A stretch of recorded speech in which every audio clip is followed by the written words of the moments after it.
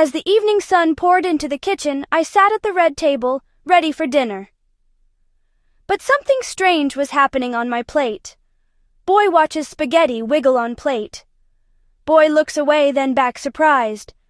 One noodle slipped right off the edge and dangled there upon the ledge. It looked around, then hit the floor and slithered slowly to the door. I shouted, "Hey, come back right now!" The noodle turned and took a bow, then wriggled fast beneath the mat and nearly gave a fright to the cat. The others watched, and one by one, they all decided this looked fun. They looped and twisted off the plate, a spaghetti escape, and it wouldn't wait. I grabbed my fork and gave a chase, through the kitchen. What a race, round the table, round the chair, spaghetti flying everywhere. Then Mum walked in and shook her head. "You're playing with your food," she said. I looked around the kitchen floor. The spaghetti had gone. Each noodle no more. I sat back down and picked up my fork. One noodle left, just sat there. Cork. I ate it quick before it fled, then finished every piece of bread.